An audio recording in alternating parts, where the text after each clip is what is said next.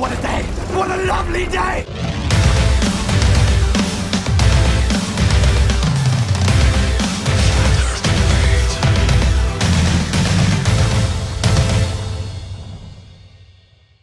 Welcome to Flat Earth Debate, Uncut and After Show. I'm your host Nathan Oakley, and if you are new to this channel, or you've not done so already, then be sure to subscribe and hit the bell notification icon to keep up to date with the Flat Earth Debate. If you'd like to join the community debate, then go to nathanoakley.com and check out the Flat Earth Debate forum, which you should definitely all join.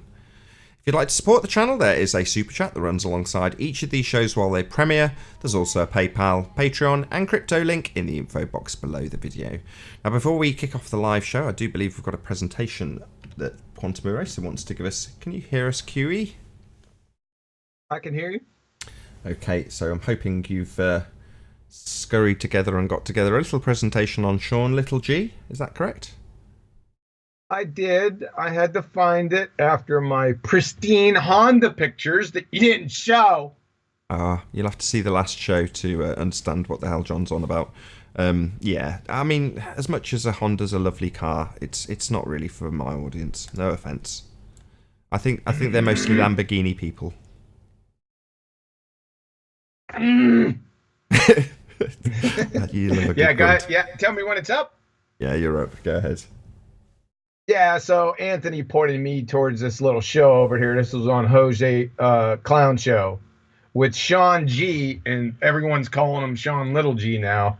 And I just wanted to present this because this is an absolute train wreck. This is what he said.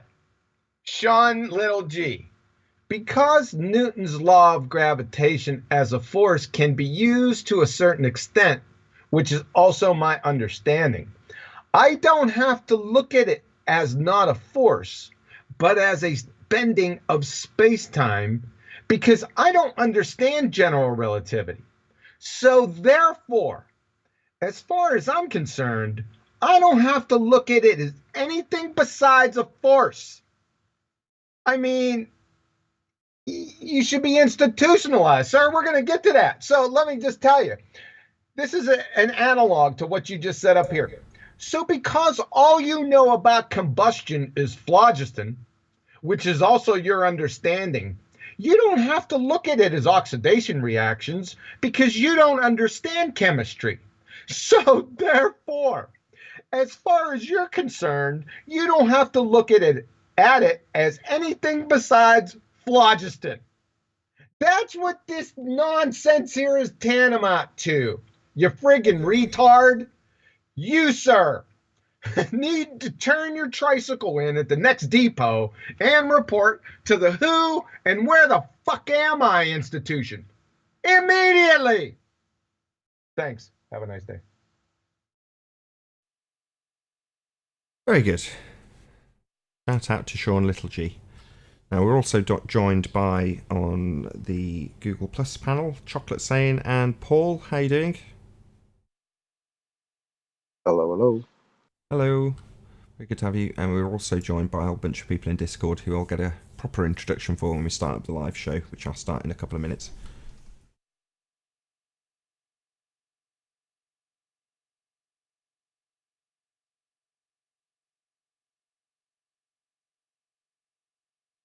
All of your mics are open, by the way, so if you want to chat amongst yourselves, if there's total silence, I'm just going to start. We're going to hurry till I start the live show quicker. No pressure on me. What's up, Chocolate? What's up, Paul? Chilling, man. Just hanging. Still laughing about this little G, and because I don't understand it, I'm sticking with something that doesn't exist. Yeah, what a train wreck, man. I couldn't believe he said it. I nearly fell off the chair. I said, well, I got to go back with it. It took me a long time because it was like a run-on sentence. And then I finally got it. I said, oh, my God, what a train wreck. He does that a lot. But he doubled and tripled down on that. Like, because look, I told you, Riley, because I don't understand Einstein's theory of relativity or just Einstein's crap, it's definitely Newton. Because that's I don't understand the other one. Are you kidding me, bro? Oh man, so sad. Yeah, yeah. And then to Unbelievable, prove to dude. further prove it, he shows a rocket taking off and is like, that's proof of gravity. And Riley's like, you're showing a rocket going up. Yeah, that's uh, perfect. Yeah, what in the world are these people? They need to go back to their true vocation because you guys are all exposed, right? It's a tear jerking belly laugher out here. You know what the delusion is? You think people can't see you? Pretender clowns. We're out here laughing our heads off, right? And so is everyone else besides your little crayon munchers that follow you. Just to let you know, news flash. Unbelievable. But keep on doing it because this is endless material.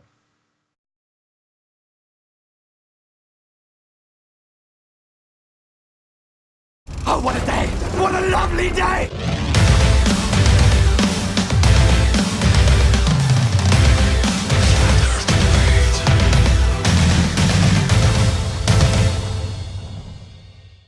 Welcome to Flat Earth Debate Live. I'm your host Nathan Oakley, and if you are new to this channel, or you've not done so already, then be sure to subscribe and hit the bell notification icon to keep up to date with the Flat Earth Debate. If you'd like to join the community debate, then go to nathanoakley.com and check out the Flat Earth Debate Forum, which you should definitely join. If you'd like to support the channel, there is a super chat that runs alongside each of these shows while they are live. There's also a PayPal, Patreon and crypto link in the info box below the video. Most importantly, if you'd like to join the discussion, simply mute the page you are currently watching, then click the link in the info box below this video to join the panel and express your views on the shape of the Earth. If you do join, please don't swear. If you do, you'll be ejected, and if you are, please don't try to rejoin the stream using sock accounts. You'll be warmly welcome back on the next stream. Please also share the show on social media. Sharing the show obviously increases the live audience, but this in turn increases the chances of a more diverse panel, so please share the show. And one last time, if you're new to the channel or you've not done so already, then be sure to subscribe and hit the bell notification icon to keep up to date with the Flat Earth Debate. Now, we are joined by Chocolate Sane and Paul, along with Flatzoid, and I think that's it in the Google Plus Hangout. How are you both doing? Or how are you all doing? Good afternoon. Hello, hello. hello. Good morning. Hello, and we're also joined by quite a few people in the Discord server. So, hey Babs, how you doing?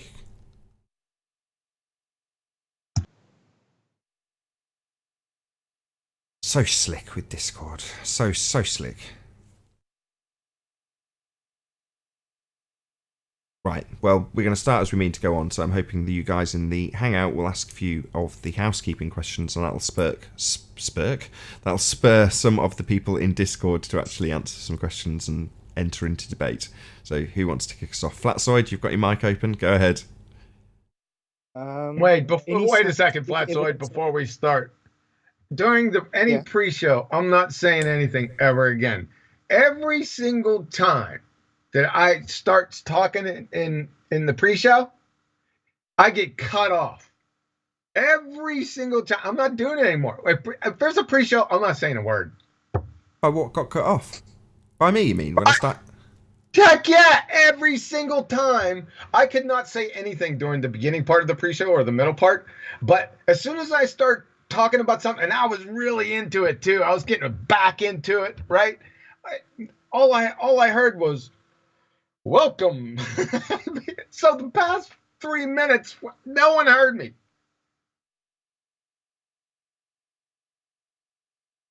That kind of sucks.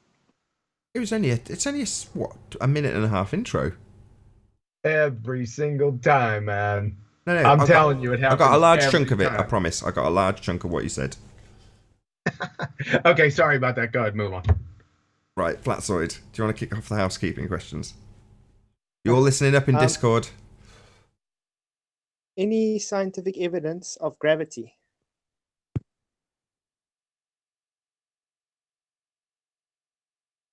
Nope.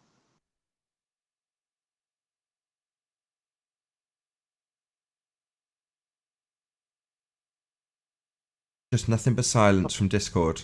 Seriously? Chocolate, your turn. Fair enough. Next. Go ahead, Platzoid. Any signs of curvature? No. That's too bad, though. I mean, we live on a ball. Should have some type of curvature, right? You would think. Globeheads. Yeah, in reality. Must be some signs of curvature from your fundamentalist religious belief that we're on a sphere. Seriously? Fair enough. Moving on.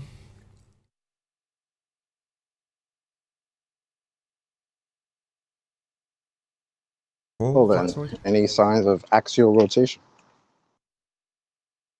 No from my side. Hey Chemo, by the way. How you doing? Good afternoon to one and all. Do you know the housekeeping questions, Chemo? Feel free to ask one. We've had axial rotation, earth curve, and scientific evidence of gravity so far. Do you want to ask one?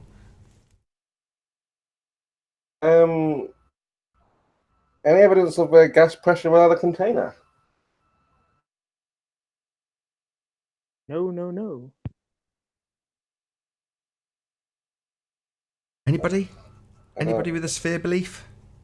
Who believes in the sky being a vacuum, known as outer space? Really? Conceded this? Thanks, Spurs.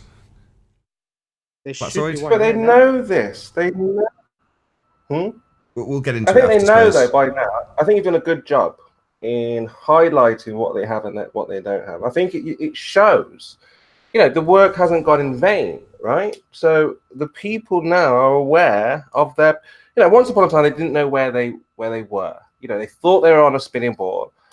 Then they were confused about, well, if it's not a ball, what is the shape? And now I think people are just sort of adjusting to, the reality.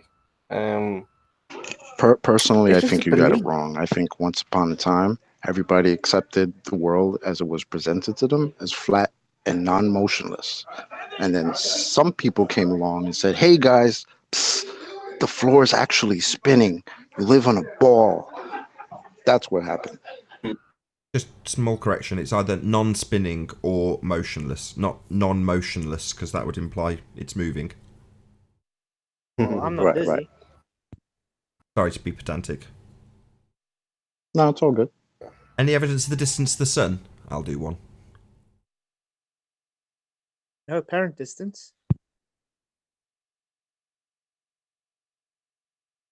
Nope. No measurable distance. Got 2 more to go. Any value for the R radius? Any evidence of R? Anybody?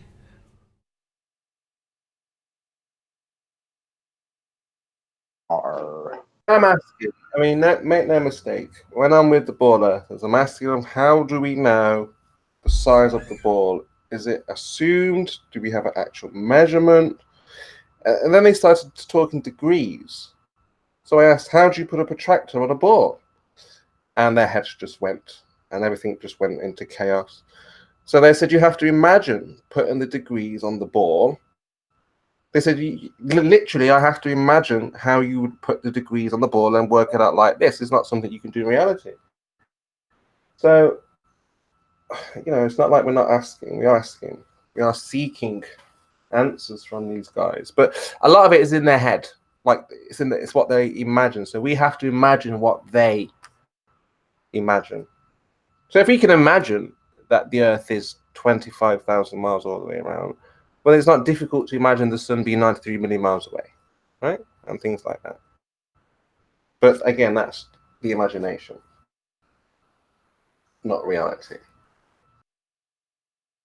And that's where the globe lives, in the imagination. You guys hear me now? Oh, Babs, Hey, hey. what's We hear How's you. it going? Yeah, I was muted for the longest time ever. Sorry about Well, we hear you now. Got one last housekeeping question. Any evidence of a self-perpetuating molten iron core at the centre of a presupposed spherical Earth?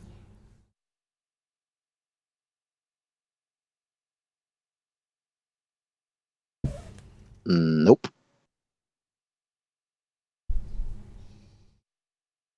That concludes the housekeeping.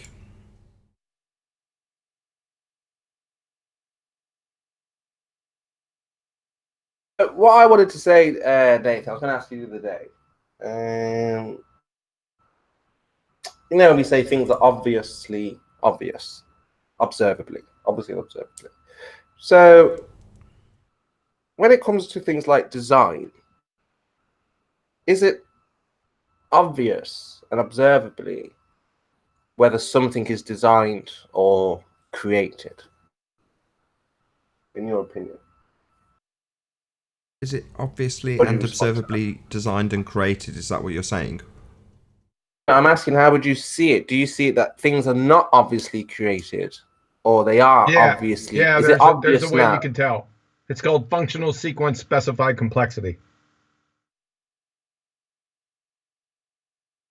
There you go. There's your answer. Yeah, go back to the creator versus atheism presentation, and you'll be and I have a little section on it. It's proof number 4, and then come back and we can talk I'm about it. saying to Nathan, does Nathan think things are obvious that they're created, or it's not obvious to Nathan that things are created? What? How does he see it? Does he look at something like a tree and say that's random, or it's obvious something created that? I don't know. I'm just asking him what his opinion is. Well, John, okay. that was when you were talking. You had the sand dune, like the sand dunes, and then the sand castle, right? Exactly. Yeah, that part. Yeah, I get you. I mean, But I'm saying to Nathan, okay, if I'm he's trying to saying that the answer. Earth is obviously and observably flat, that's fine. But now, when it comes to things being created, is it obvious that something is created, or do you think, that's not created? I think if I was asked how did it all begin, in other words, it came down to the ontological primitives, I'd say we've got a creator. Everything didn't spontaneously come out of existence from nothing. So creator would be the side that I fall on this in that regard. Where did it all begin? Well, that was it. That was all. Yeah. So it's creator, obviously created now. Yeah.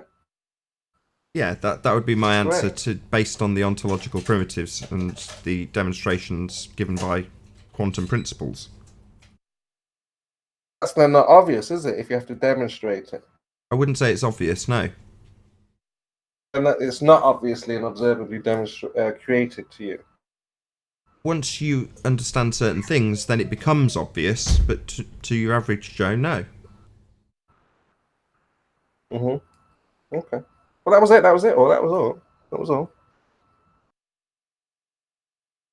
I mean, when I say obviously and observably flat, that term is born out of people seeing a building, and we say, as flat earthers, building, i.e. there is no explanation required whatsoever. Well, why? Well, because it's obviously and observably flat. Now, their counter-argument to that is that it's a slightly looming, non-standard refraction, hyena, holographic projection of a building behind Earth curve, loomed up to the horizon in perfect proportion so that you can see it presented as a hologram. That's their explanation. We say building. So, in those arguments, the flat earthers is always going to win from an Occam's razor point of view. Which one are you going to believe, right? Obviously and observably flat, there's a building, I can see it, or there's a building but it's not really there, it's actually hidden by Earth curve and being projected up by a rate of a presupposed radius based on a presupposed model being reified into existence. There's a lot of bullshit that goes along with these pictures from their side, right, Spurs? Know what I mean? Yeah, absolutely. Yeah, no. It was just I just wanted the opinion. It's interesting. But yeah, that's right. Yeah, from the observations we make compared to what they tell us, that's what they obviously say is not clear. What we see is what we see. Yeah. And I'm so glad Nathan brought that point up, because I have a question about that I wanted to ask him. Ask me. So Nathan. yeah, I want to ask you a question. Fine, go ahead. Right. So with these observations where we're able to see things at a distance that we're not supposed to see, so would you say that that's like a fraction of the Earth that we're looking at? Well, the first problem I've got is with your phraseology. So you said not supposed to see. Based on what? Based on the curve calculator and what's supposed to be hidden by the curvature of the Earth. So immediately you're into two fallacies, begging the question and reification fallacies. Immediately, just in your example. So your question is immediately flawed because you're asking me Right. to explain why something is there when according to a model it shouldn't be. Well, I don't live on that model, so I don't have to reify a model and then claim what the model says should or shouldn't be there. I just see it. That would be my answer to that. Okay. Right. So in these observations, what would be the point of doing them in the first place? Because aren't you looking for a specific type of result when you do these observations? Well, the further the better in that regard, I suppose, if you're a flat earther making these observations, which I'm not. But I would assume that the further you can see, the better your example is. Right. So the point that I'm making is with these observations that we're making, what percentage of the Earth are we looking at in these observations? I don't really understand your question. When you say what percentage of the Earth, do you mean given the total mass of the total area, of Earth, what percentage of it are we looking at? Just to avoid a reification fallacy, because I don't want to assume that we actually know what size the Earth is. I'm just saying Okay, hypothetically, I understand. just based on I'll bite. I'll say a very, very, very small percentage. Presumably, that's where you're trying to lead me, right? exactly right.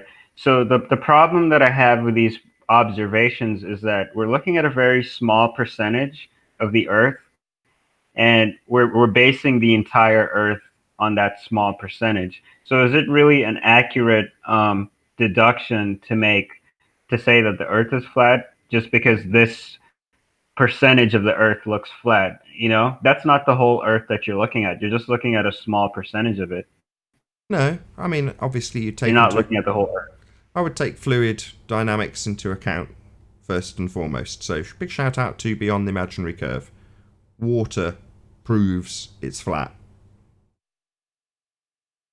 Okay, but still, though, you're looking at water in a small percentage of the Earth. You're not looking at the entire Earth. No, So to say that the whole Earth looks like this 1% that I'm looking at, is that really is that a fair statement to make? no. I wouldn't expect somebody to come to the show, see one picture, and be converted to the obvious and observable nature of our reality. For me, when I heard the term flat Earth uttered by Math Powerland, I instantaneously recognised the reality that I was living in. But that was because I'd travelled all over the world as a rep. So I'd seen a vast percentage of the flat ground that we dwell atop. So for me, it wasn't anything to do with these pictures. They're completely surplus to requirement, or I don't know if redundant's the right word. For me personally, they're redundant. Right. Yeah, and I agree with that. But at the same time, you know, this is the same thing that the ballers are doing because if they're not able to show us Earth in its entirety, they only rely on measurements that are done on fractions of the Earth. So the problem that I have with that is, you know, we're not looking at Earth in its entirety, and there's only one or like a small group of people that are presenting to us images of what the whole Earth looks like. And Yeah, I can agree. I can you agree know, with you. To make the affirmative position, it's very, very difficult. But we can tell you what it's not. Now, loads of globe heads hate this. Ah, you're just debunking the globe. Well, yeah. If you can dismiss the idea that it's curving in any way, shape, or form, that's essentially what you're left with, but by way of logical deduction. Well, you know, that requires somebody to logically deduce it, and it's not. I forget who was asking me about things being obvious spurs earlier. Well, no, is that bit obvious? No. It is in a given image, though. I can make that statement about a particular image because it's true for that image in context. right, in context, it is true for the image, but it's not an accurate representation of the entire Earth because it could be any shape. You know, it definitely isn't what is being presented to us by the mainstream narrative. But as far as it being flat, I mean, I'm leaning more towards a flat Earth, but just to make that deduction without having sufficient or substantial evidence is a problem for me. Like I say, Can you say that again? Could you say that one more time? Sorry, I wasn't paying attention. Sorry about that. Could you say that one more time? Sorry, that was a little bit of word salad there. What I was trying to say is that, like, making a deduction of what Earth looks like based off a small percentage that you're looking at, I feel is not an accurate representation of Earth. What would you like? I mean, I wouldn't like anything because I'm still trying to figure things out. It's just that I'm wondering if there's any way we were able to see Earth in its entirety. Like, is that something that's possible? I don't think so. The best answer would say I don't know, but I don't think we can. I don't think we can get up high enough. I would But agree. that's just an opinion. I can't empirically confirm that. Right, because that's the only way we'd be able to know, what Earth really looks like. Because if not, we're just going to have to rely on these observations. And just from what I said, I just feel like it's not an accurate way of deducing the shape of the Earth. Well, like Nathan said, we know what it's definitely not. Yeah, we know what it's not exactly. Yeah, and we're just trying to figure out what it is. It's not a spinning ball in a vacuum with a circumference of 25,000 miles. It's just not. We've already debunked that. It's over. No. It was over in 2015. This is just cleanup. Right, but when you say that. When you say that it's flat, then you've already taken a disposition. Like, people are going to think of a specific model when you say that, and you're going to have to defend that model. No, we are. That can be problematic. No we way. Don't. Whoa. I'll take this, John. No problem. So, no, we here, I speak for, I hope, many members of the panel in this regard. We don't have a model. And the reason is because models, as I said initially in response to your first question, models are pseudoscience. We don't live on a model. Now, I understand your position, which is to say that many a flat earther will declare the azimuthal equidistant globe projection as their flat earth model, which would imply shape because you can reify it, you can physically print it out, you can turn it into a little model and put lights over it with a little dome and sell it at conferences. Now, that is not my model. That's a papier-mâché physical model of something that's nothing to do with my Earth as far as I'm concerned, because that particular model, for a start, is a global projection, and we don't live on a model. So I would and we don't that. know, but when you're declaring that it's flat, you're declaring a model. No, we're not. What model have I declared? By saying it's obviously Flat and model. observably flat. Flat I model. never said flat model, though. Okay, well, show me this model that I've declared, apparently. Have him define You're the one that's making the declaration. I'm not. I'm Have saying him it's flat. define. No, wait a second. You said model. What is a model? Are you talking about a runway model? Are you talking about a computer model? An architecture model? What do you mean when you say model? It could either be computerized or like an actual model that you can hold in your hands. But we don't have that here. But when you're saying flat, that's a shape, is it not? No. Yeah, but I want to get back to this model. It's not a scientific model, right? So No, it isn't, we don't no. have a scientific model. Neither do they. Ask the globe If you earthers what their are- model is. Tell them to show it to you. You are claiming a shape, though. Flat's You're not a claiming shape. that it's a specific shape. What shape is flat? Level. It's flat. That's not a shape. Level's not a shape. Level, yeah. That's not a shape. This Yeah, is a it's good not a point, though. shape. What's your name, sorry? Babs. Babs, this is a very good point. Because the way our world is described to us is to imply, as you put it, a shape. And, well, I struggle to conceptualize the place I live with a shape. Now, I understand that there's plenty of people around me who call themselves flat earthers that will literally show you a model and in some cases try and sell it you, literally, for pounds and pence. But that's not something I buy into. You know, I can't physically comprehend Earth having a shape. That's not something that's in my cognition anymore. So when we argue globe shape versus reality, well, the reality I'm presented with is just flat. In overall context of what I've experienced, having flown over a probably very small percentage of it. You know, it's still not a great deal, but I'd like to think I've seen enough for me to, you know, be confident in my assertions.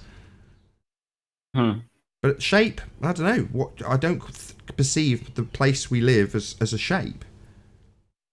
Generally, to answer your question, what shape is flat? When people think about flat, they think level, and it has to be, I guess, in relationship to something else. Like it has to have an observer to determine, like its orientation, if that makes sense. That's still not a shape. If it's not a shape, then what is that? What's flat? What does that mean? Well, I can only describe the place I live, and you know, at the beginning of the last show, we were talking about the sun, and we end up with people just describing the observably obvious. Well, that's why I have the phrasing obviously and observably flat. All I'm going to do is describe the world that you experience, and the world we experience is flat, but that's not a shape.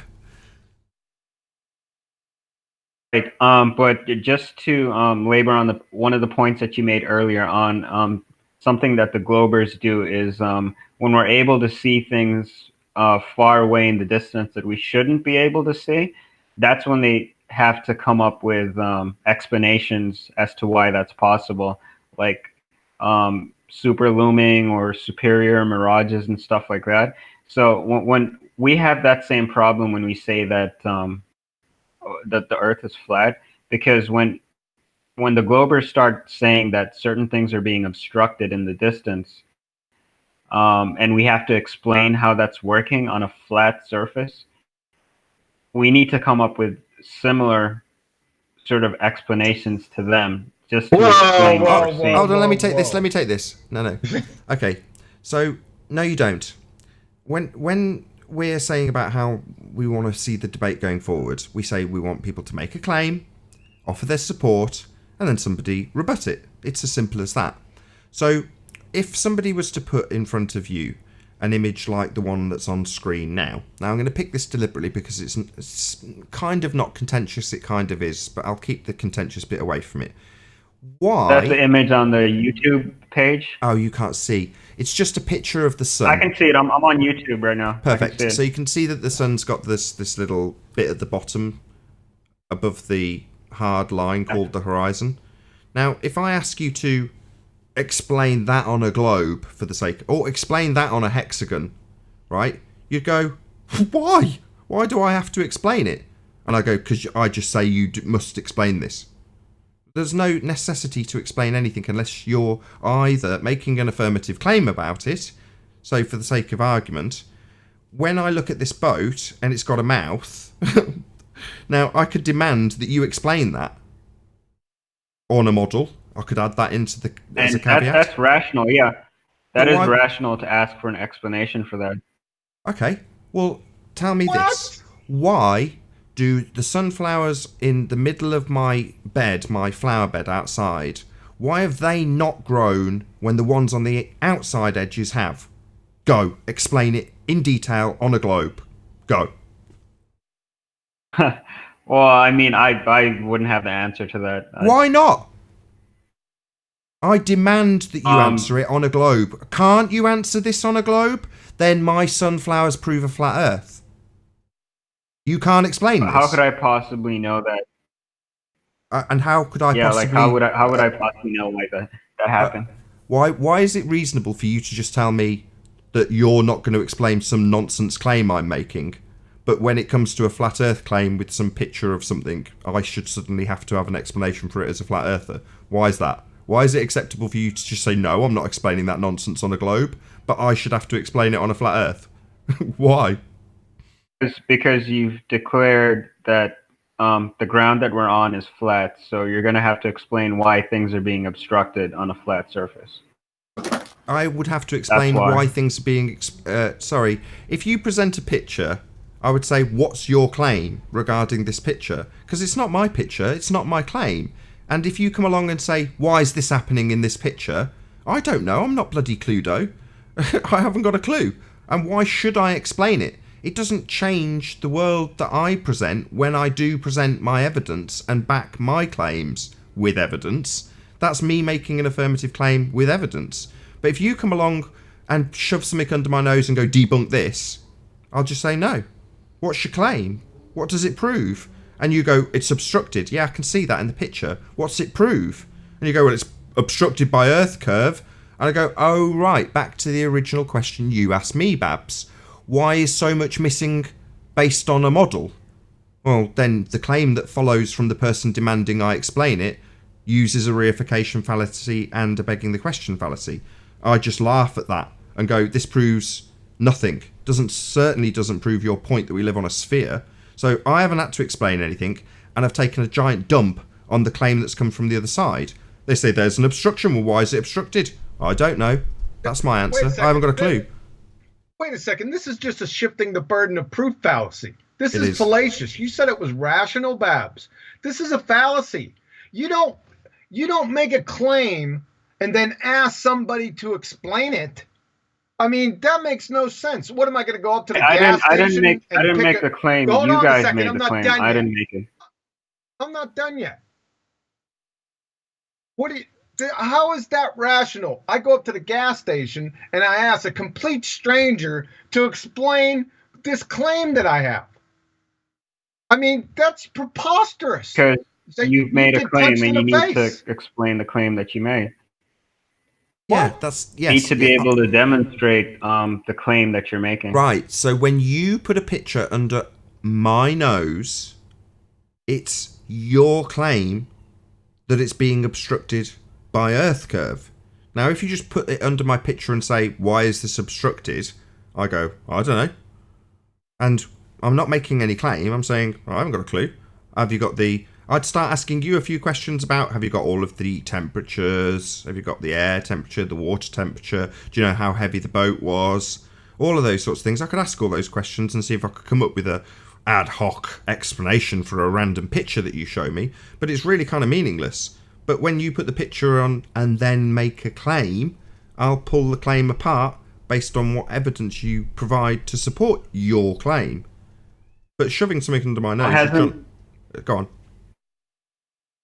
Hasn't that already happened? Haven't people already made observations and made claims in relation to the observations that they've made? Absolutely. For example, isn't that where the diffraction limit came from?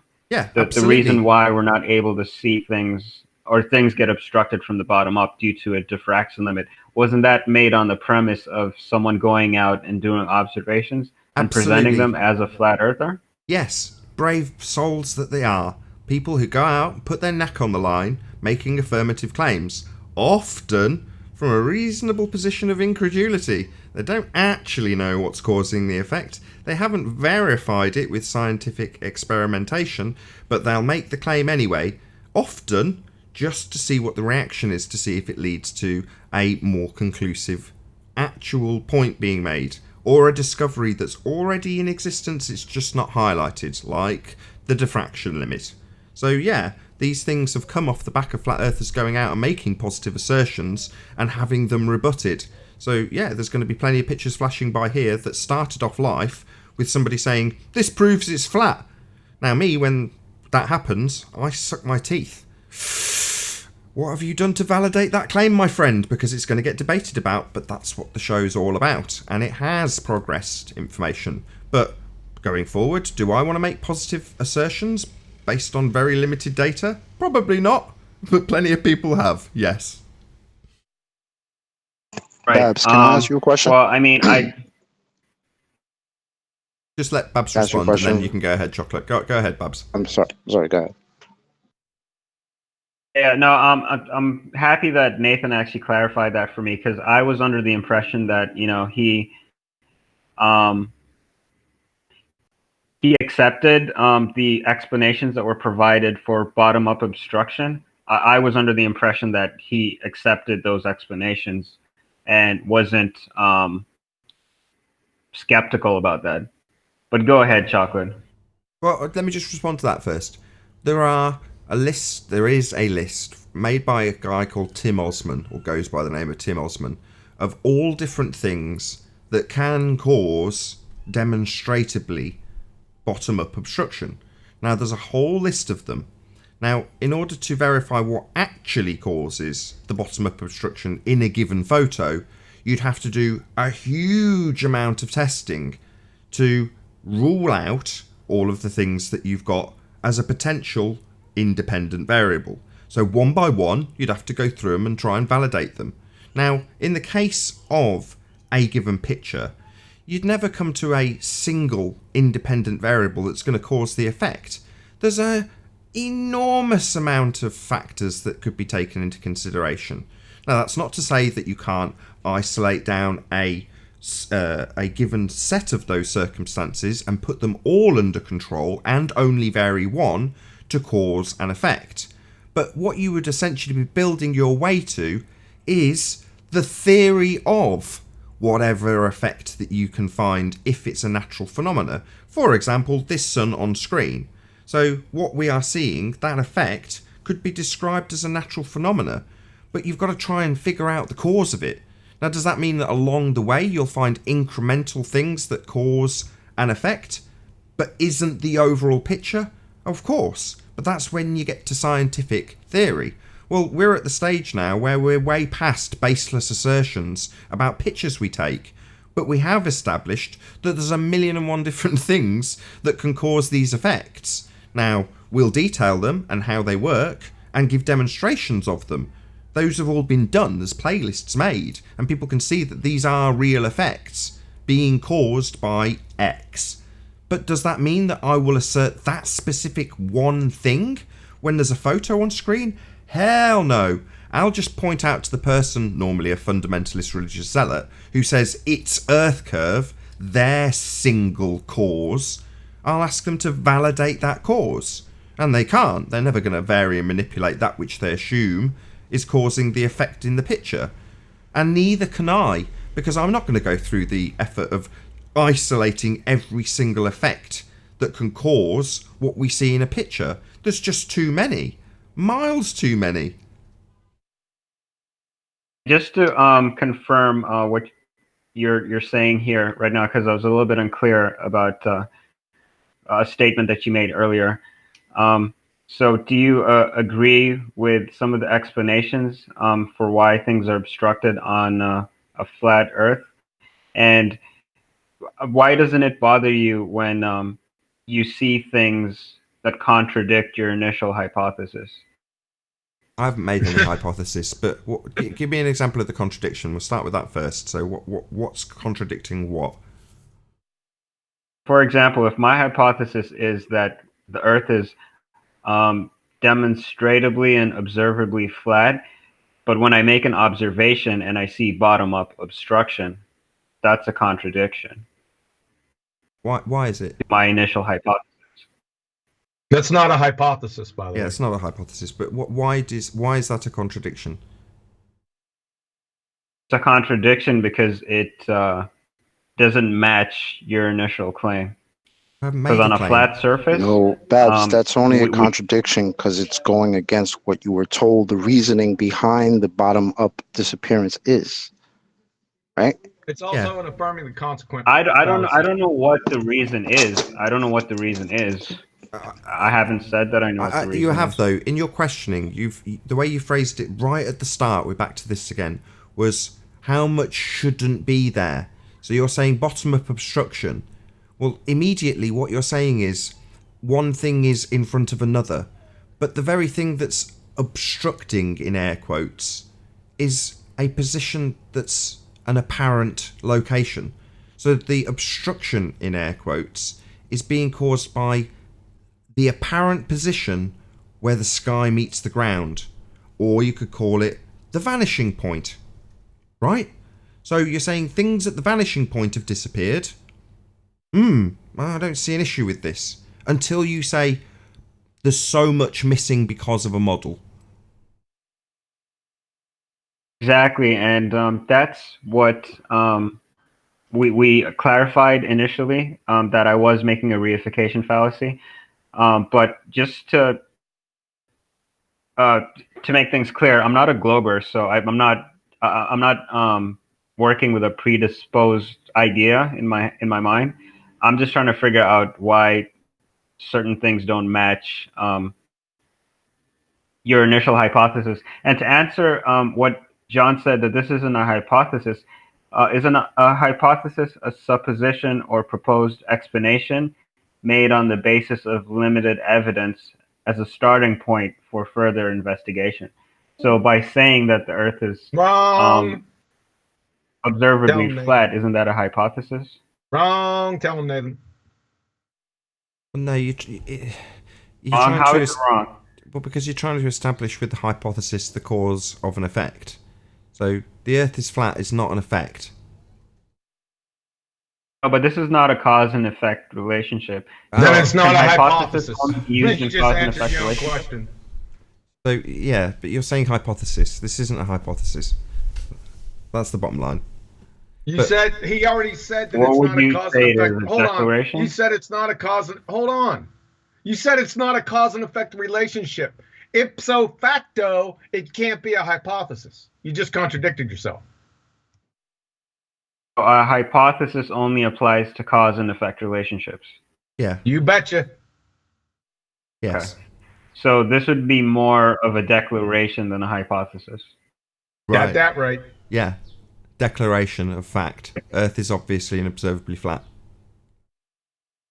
But when you're presented with things that contradict your declaration, why isn't that concerning to you? Get specific. Get specific. Hold on, John. Go ahead. I've already asked you what's contradicted me, and you've said stuff disappearing and being, quote, obstructed.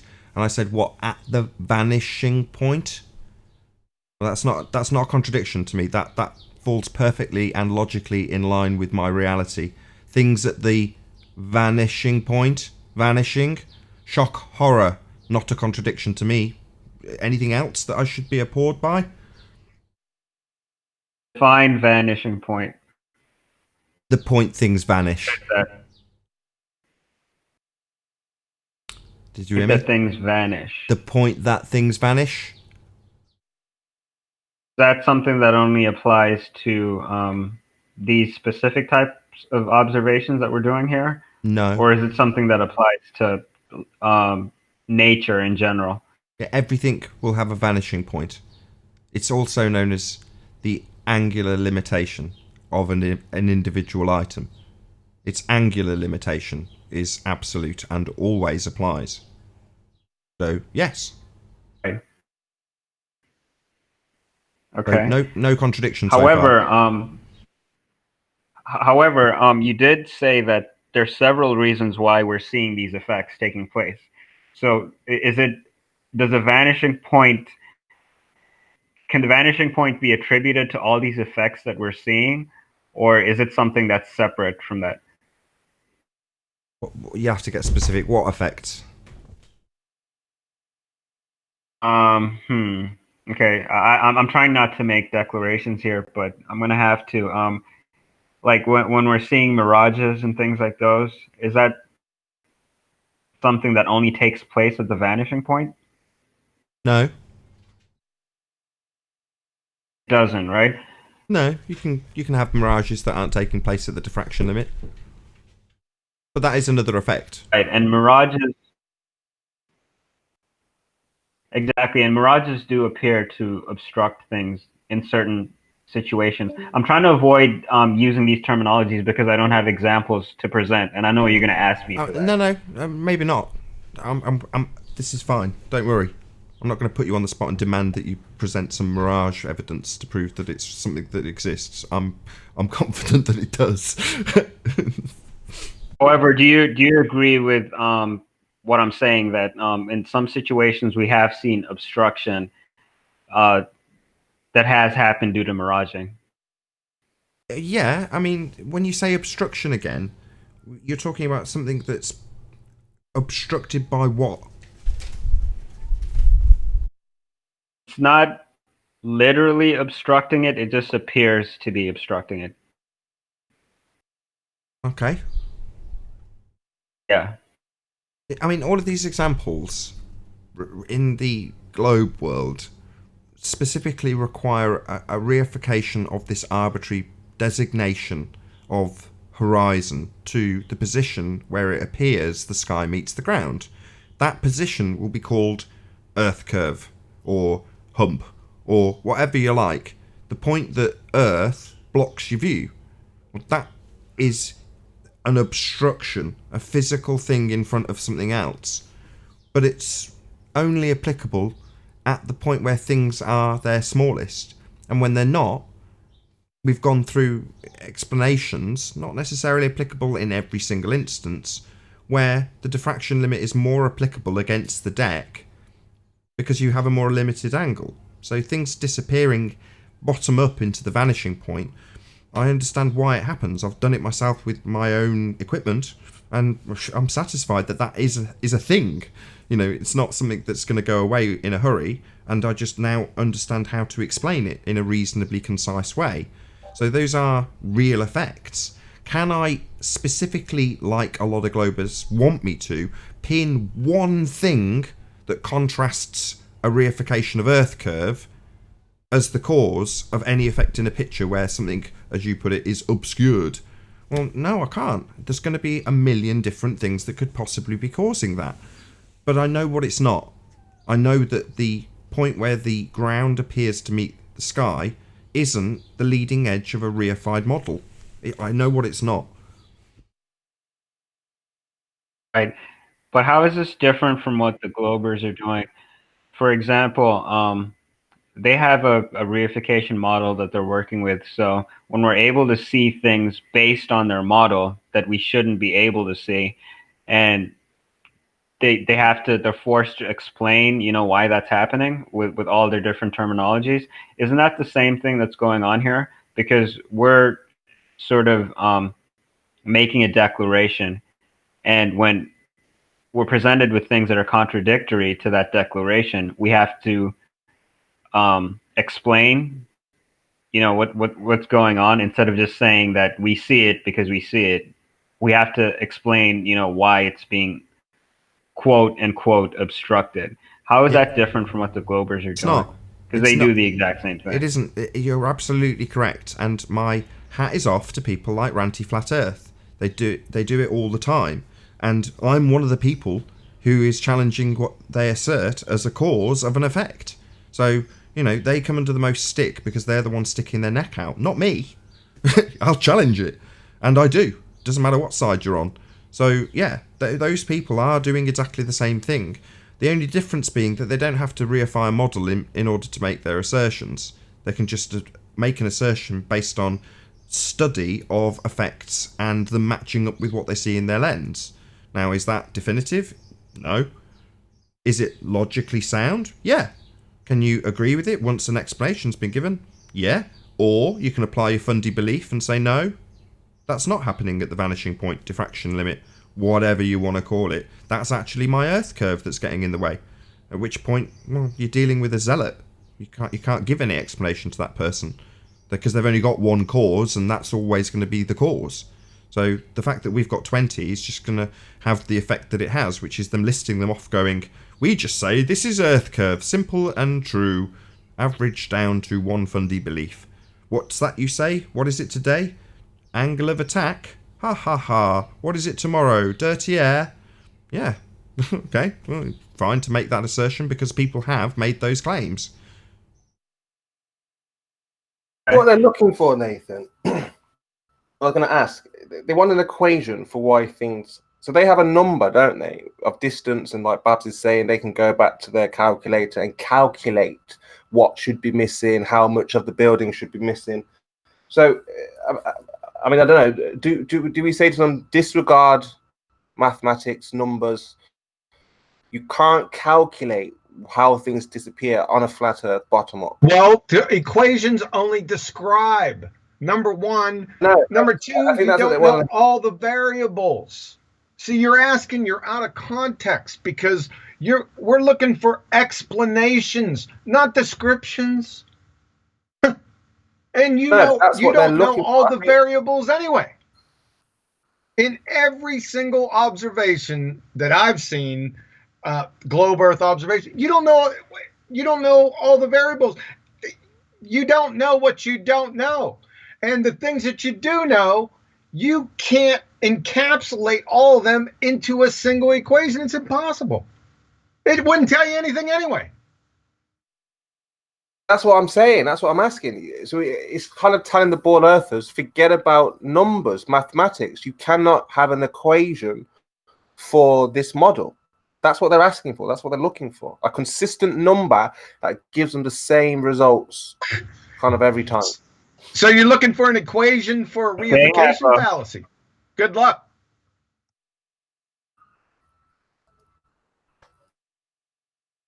Have an equation for their model that doesn't work.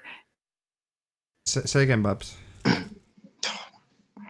I think Chocolate wanted to say something. He's been wanting to say something for a while now. Babs. Sorry, Chocolate. You've been hanging there for ages, probably cursing me. I'm sorry, I forgot you. No, it's all good. It's all good. Just like a quick thought experiment. I wanna share with Babs. Like, okay, so you were talking about burden of proof before, right? Now, I don't know. Maybe it's just me, but it's real simple to me. Like when we say the Earth is obviously and observably flat, it's just an observation. That's what the world is presented. That's how it presents itself to us, all of us. You know, none of us are just walking around on the streets seeing curvature, feeling movement, right? So the way I see it is like, if I'm take it like you have never heard of the globe, never heard rotation, anything, and you're standing outside on the street, and somebody walks up to you and says to you, "Hey, did you know that the Earth is spinning?" And you say to him, "Well, no, I've never observed any spinning or rotation or movement of any type." And this guy insists that, yes, it is moving. It's definitely spinning. We're definitely orbiting, all of that, right? You ask this guy, can he feel or notice, or has he observed any of this movement, this rotation, any of it? He tells you no. This is something that somebody else told him, right? Now he turns around and tells you that you have to prove to him that the Earth is not moving. Do you think that that's right? Or should the burden of proof be on him who came by and told you, while minding your own business, that the floor you're standing on is actually spinning? Is it not on him to prove to you that that's what's happening? Exactly. You made my point quite beautifully there, actually, because when you're making declarations, then the burden of proof is on you. Exactly. So if somebody comes up to me and tells me the floor I'm standing on is spinning, yet when I ask him, have you seen it? Have you felt it? Have you observed it in any way? And he says, no, this is something somebody just told me and I'm telling you. Well, you're going to have to go prove that to me, because we're both standing here. None of us observe it. None of us feel it. But you're telling me a story now? You have to prove that story to me. That's the perspective of a globe denier. But if you're making a declaration that the Earth is flat, don't you need to prove that? The problem is that to that specific person, they haven't. Remember what I said. When you ask this person, have they observed it themselves? Have they felt it? Have they seen any type of movement, anything? They say no. So it's just a story that they were told, and now they are coming by and telling you this story, the same story, right? When you both can say you have never felt it, never observed it. So now it's up to him to come to you and prove that to you. Hold on, it's not on you. Go ahead. I just want to shout out Earth is seriously flat. Share this channel to all children and destroy the globe. Shout out to Earth is seriously flat for the super chat. Thank you very much. Sorry, do you want to respond to that, Babs? Not the super chat shout out. Yeah, because this is not really a globortion right now. But yeah, I mean, it's like the burden of proof is on the person that's making the claim. I don't know why you're not seeing that, because if you're making a declaration that the Earth is flat, don't you need to prove that? For the same reason that the globers need to prove their model, because they're claiming that we're on a globe, so they have to prove it. It's the same thing with us. Yeah, I already did. Watch Hold on, last week. Hold on, Number John. 1. Hold on, John. Number 2. Hold on. No, Hold on. Chocolate, do you want to respond to that? No, I get what you mean, but like I said before, it's what I observed. It's observable. It's obvious that it's flat and it's not moving. Now, if somebody wants to convince me otherwise, they're going to have to prove it to me. Okay? Especially when that person himself will tell me he hasn't noticed movement, he hasn't felt any type of spinning or rotation, hasn't observed, has no type of absolute proof that it's moving, and you're going to come tell me that the floor I'm standing on is moving? No, you got to prove that to me. I'm sorry. I kind of get what Babs is saying. Yeah, I'm going to summarise it, Spurs. Hold on, Spurs. Hold on. So what Babs is saying to you, Chocolate, is there's an affirmative claim being made, and I see it, speaking on your behalf and hopefully summarising what you're saying, but as there being the support for the claim, so I'm going to let you have your say in a second, Babs, but you're saying Earth is flat. Well, that would be the claim, but the support for the claim is contained within the statement, obviously and observably. In other words, those descriptions of what would be required for you to do, go and have a look at it, is part of the claim itself. So the support is in there, observably flat. Yeah. Wait, so what if I'm like I described in the... Hold on, Chocolate. I want Babs to respond to you. I'm sorry. I took your thunder a little bit. I can't help it. I'm really sorry. Go on, Babs. You did represent my point very well. Nathan. But isn't the scientific method the premise of this whole show? And just doing observations. I know this isn't a cause and effect relationship we're looking at, but like, isn't that pseudoscience to just make an observation and declare that the Earth is observably flat just from my observations? No, unless like, I you state... haven't... No, if I state it's scientifically proven to be flat, then that would be easily pulled apart as pseudoscientific. But if I show you a table, you're in my lounge standing next to me, and I go, that's obviously and observably a table right there, are you going to go, pseudoscience? No, because it's obvious. Right, well, obviously and observably flat. Right, and in It's my obvious to example, us. I never said I know scientifically. You understand? I just said, as a matter of fact, I started it off with if somebody who never heard of the globe, never knew I was spinning, and somebody came to me and told me the world you live on is a ball that's spinning. Right? I've never claimed scientific evidence of it. I'm just stating the obvious and observable. Get what I mean? Babs, Babs, if you say to someone the Earth is curving, that's a phenomena that we don't see every day. So that's where we would need science, because it's like, well, what do you mean? Explain. How are you going to verify that what we don't see regularly? No, that's not right. But do you just about to round out the live show, Spurs, and you've made me make... I'm going to go over the hour now because of that. No, correction. If you make the assertion that the Earth is a sphere, that's not declaring cause and effect either. What actually happens is Globehead comes along like Babs described, slaps down a picture, and then either reverses the burden of proof, which is actually the example he made, but more importantly, they assert a causal relationship. Why is the building being obscured? That's the effect they're claiming. And then the reason, cause, is Earth curve.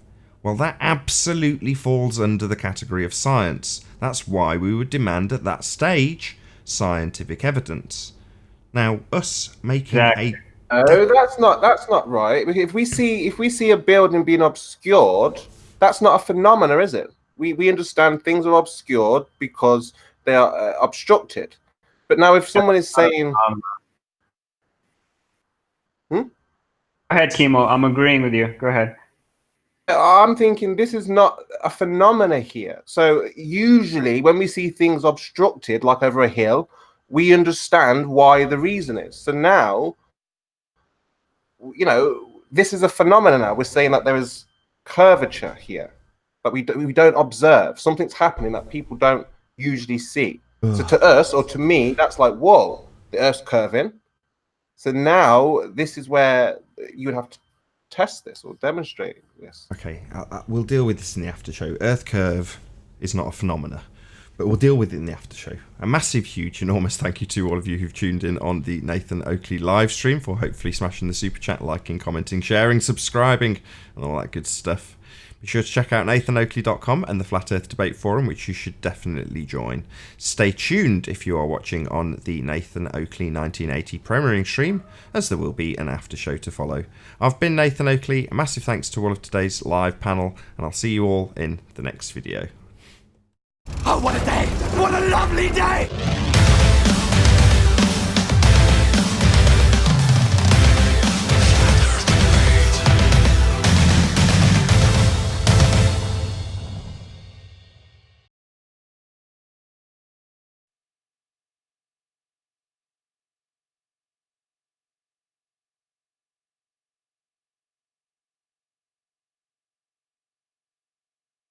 Shout out to Earth is Seriously Flat, Testing the Globe, Doctrine, oh god, going too fast, a wonderful Globortion event. Thank you very much, Earth is Seriously Flat, for smashing the super chat after the live stream ended.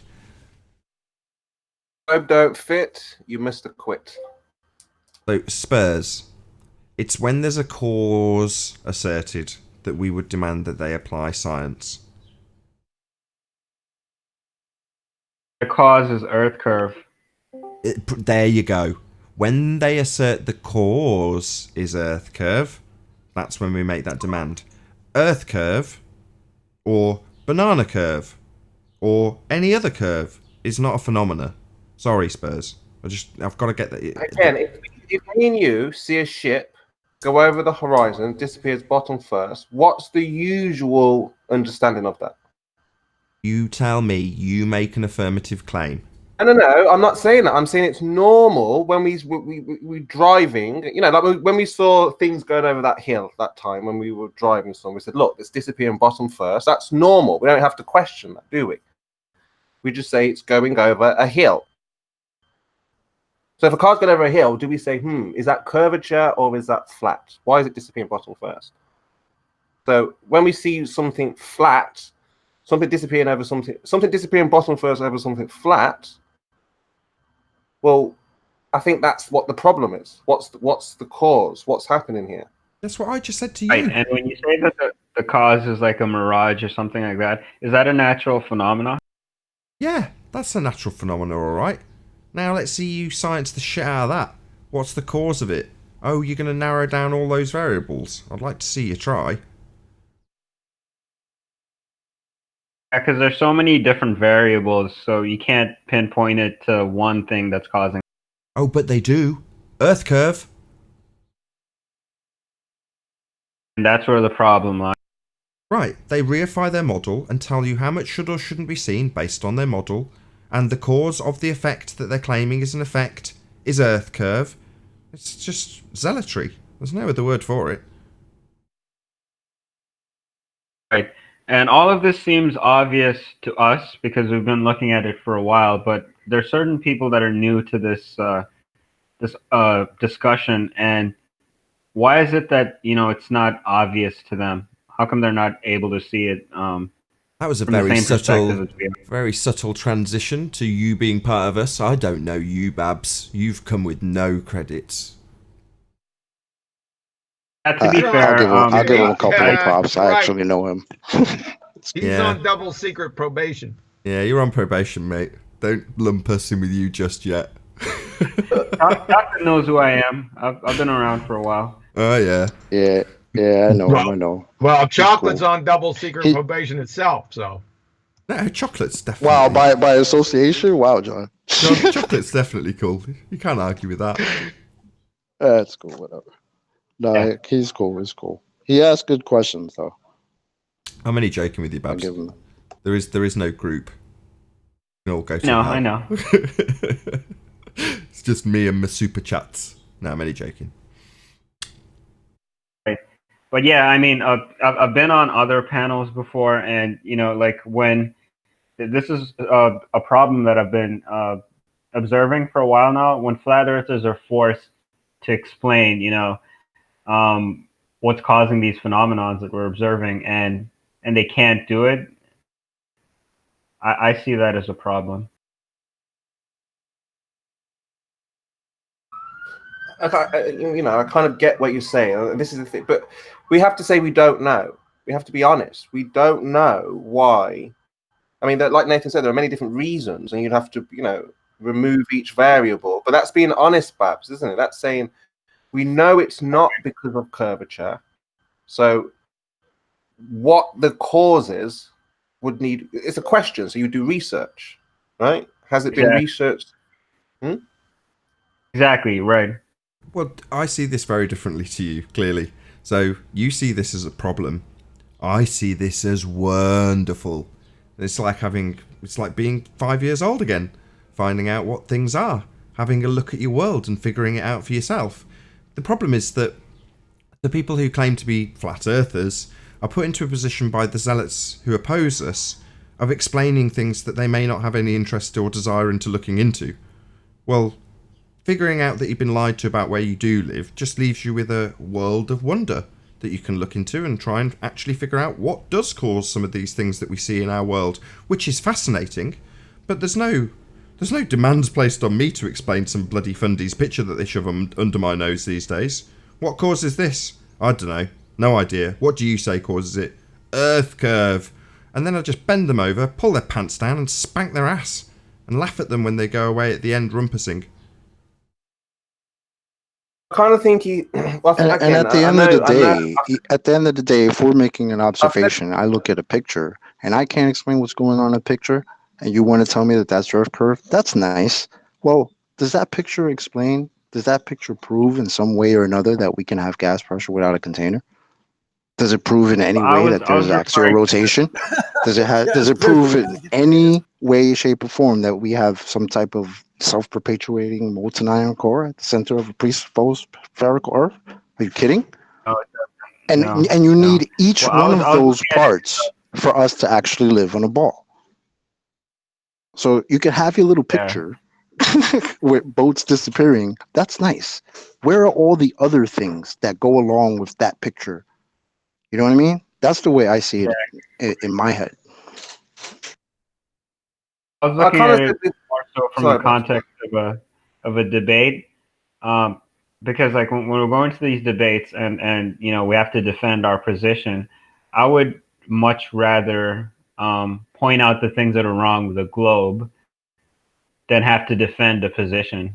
I'd rather make them do the work and explain certain things, certain inconsistencies that we see with the globe model. It's a lot easier that way than having to go and like defend a position that I'm not particularly sure about. But I think you're wrong. I think you're making your life harder. So what you're saying is you go into the globeheads argument, the globehead layer, and they show you a picture and tell you what's what based on their model, and then you counter it with a picture that Ranty Flat Earth takes where there's no obstruction, in air quotes, and it's obviously and observably flat. And they just go back and forth with them saying how their model explains it and how refraction explains it within their model. But because you're already into begging the question with them, you've got to undo it within their fallacy. You've got to undo it based on how their model doesn't work. And that's not the way to defeat that argument. We don't live on a model. That's the end of the argument. Does it matter how they... When I'm getting to the point with the fundies and I say, well, that's just begging the question, you're assuming are, that's the end of the argument. As soon as they've used fallacy to make their point or assume their outcome or reified a model, it's the end of the argument. The fact that I know Spurs doesn't like this and Anthony doesn't like this because I don't know if they like the sport of it. Well, fair enough if that's what you're into. I don't think it's the case with Spurs though. But when you work within their parameters, you've lost instantly. Because as soon as you beg the question, they're working within the premise that you're on their model. And nothing else will ever change. Because it's just, will it work within the model? If it doesn't work within the model, you're still working within the model. So it's all win-win. That's why they love arguing about curve calcs with newbie flat earthers. Because they don't appreciate that the second they step into the arena and start talking about that mathematics, they've lost instantly. Because they've automatically begged the question with their opponent. And the way to win is to say, that's assuming your outcome. There you go, there's radius in the equation. That's what you're trying to prove, right? That we live on a sphere? You've already got the sphere value. End of argument. They don't have to like it, and they don't, believe me. Exactly. Prove that radius. Prove that radius is a real thing, a real measurement. Before you put that into when that they were presented with a ball for the first time, they were given not just you live on a ball, they were given explanations as to why. So I think what it is they're not used to someone saying to them, it's flat with no explanations as well. We're just saying, well, it's flat, it's obvious. And they're like, okay, but we were given a ball with explanations. So, where are your explanations? Exactly, and that is a problem, Chemo. Like when you go on these panels and, you start comparing models, that's not what I'm referring to, because that's going to lead to an endless debate.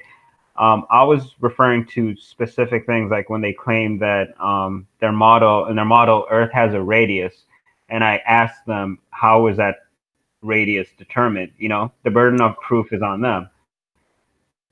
That's easy though. You just observe what's hidden, and then you can extract the radius from that. You don't need to measure the radius. Hidden based on what, Zanik? Zanik, hidden based on what? Let's see how quickly I can destroy this affirming the consequent formal logical fallacy that Zanik's just used. Hidden based on what exactly? Quite easy. Hidden based on what? See a horizon drop? Answer my question. He won't like it. See, Babs, he won't answer this question because it's the immediate undoing of his argument. He said you extracted... No, it's not. You see a horizon drop. See, he'll rumpus me. He won't answer. He'll just rumpus. They don't like it. Immediately, like a little piggy, he's squealing away, not answering my question. Hidden based what question on is that? What? Actual measurement. Measurements of what? A horizon drop. Oh, your drop. line of sight. Oh, drop. So drop based on the assumption that Earth is a sphere then? So drop. No, so you're automatic. You see, now he'll do it again. Squeal, little piggy. Squeal for me, Zanik. While I point out that you've just affirmed the consequent. Open your if ears. There open your is mind. drop. It's very simple. It's all right, you little piggy. You can squeal all you like. You're just my example here, you stupid idiot. Babs is just seeing what happens when you undo the argument from its roots. When you point out the initial fallacy of affirming the consequent. The point that he begs the question and says that you're going to use drop of his sphere that he's automatically assumed is on when he says he's going to determine radius based on the sphere he's assumed. Yeah, that's when they start to squeal, Babs, like little piggies, just like Zanik did. Rumpus, rumpus, rumpus. Can't let this devastating point get through to the audience. Why would you, right, Exactly. Zanik? It's the end of the argument when I point out that the drop value is the drop of the sphere you're trying to prove, you stupid moron. That's where you laugh I'm at the them. stupid Ha moron, ha, really? Zanik, you you fallacious go there? moron. Ha ha. Now we'll laugh at you for begging the question and using fallacious logic. Ha ha, Zanik. That's not What a begging fool. the question. What a fool you are for using fallacious reasoning and assuming your outcome. Ha ha ha, zealot. Ha ha ha, fundy. 7,000 feet Ha ha mountain ha, you missing. Where'd fundy it go? zealot. That's Fall where you into a laugh at them, hole? you see. Because they'll rumpus you. So the only thing to get Fall around that into a hole, rumpusing say you. is to I guess. laugh at them and just keep calling them zealots while they rumpus over the top of you. I've undone your argument at its root, Zanik. At its root. You haven't really. Yeah, You I have have. not. Yeah. The drop that you claimed when I got you over the top of the rumpusing and squealing like a little piggy, the drop is the sphere that you're trying to prove. The sphere that you've automatically assumed. It's called begging the question, Zanik. You happened? did it last time. Tell me the cause. Refraction, you say? What kind of refraction? Would that be terrestrial refraction as applied on your model? 7/6 of R. Another begging the question fallacy. Wow, that didn't take No, long. you're See, thinking- Babs? I didn't It's say so that, you quick. did. It's so quick to Optical dismantle these refraction. arguments, and understand every time refraction. they'll squeal like a little piggy and rumpus over the top of my example and my explanation in detail of how he's begged the question again. Because when they, the sphere zealots, say the word refraction, they apply terrestrial refraction, 7/6. Guess what? The very thing that they're trying to prove. I'm not replying with any refraction. You are. You squeal, little piggy. Squeal for me. No, you are. Let's try to go from the Understand how refraction I just want to works. get my I want pupil's to- opinion, Zanuck. Go ahead, Spurs. Do you understand how he was raped? Of course. But Excellent. you know, he Hold has on. something to say Thank you, about it's Spurs. not That's like- all I need. not- Babs, do you understand how, rather than begging his question and talking about how his drop worked, pointing out that he assumed drop in his example, begged the question, destroyed him instantly? Do you appreciate that? Yep, I see it clear as day. Excellent. Lesson has been, what's the word?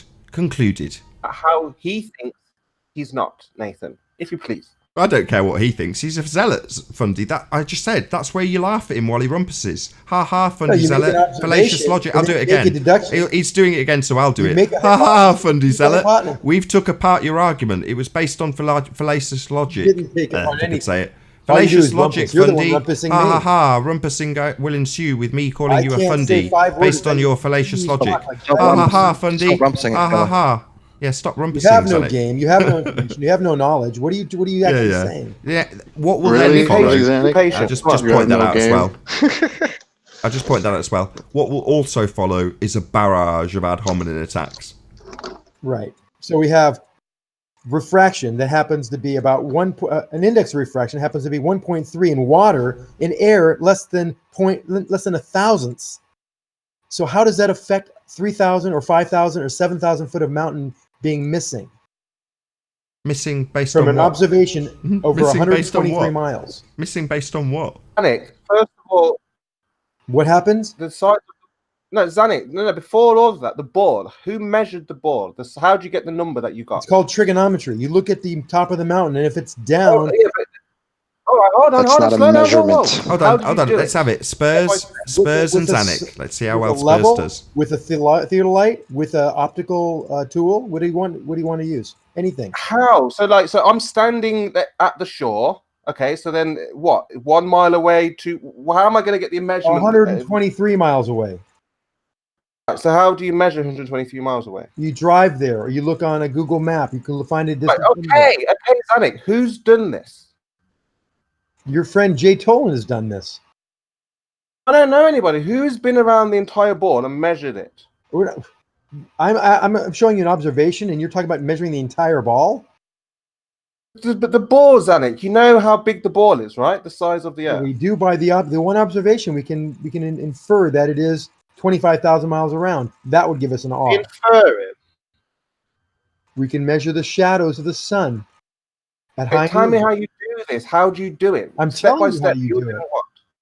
I can tell you. You have a stick in the ground with no shadow, meaning the Okay, sun so is right above you. Hold on, Spurs. do it- Let him make. You've then you asked do him. five- Hold hold on, on. Zanuck. You Hold asked me on. a question. I'm Spurs. trying to answer you. Spurs. Let him Then make you his move example. 500 miles. Oh, he won't. He's and see the rumpusing angle me, is trying to 7.2 stop him degrees. getting rumpus now. Hold on. I'm moderating Zanuck. You asked me I'm how to do it. moderating I'm telling you. Spurs to stop him talking over the top of you, and you're preventing me stopping Spurs talking over you. So shut asked your me a mouth question. while I stop Spurs rumpusing you, so you can have an uninterrupted bit of air to say about sticks and shadows and how they prove radius. So please, Spurs, let him make his example unimpeded. So you have a stick. You have no shadow, meaning the sun's right above you. You move 500 miles to the south. The angle now of the shadow is 7.2 degrees.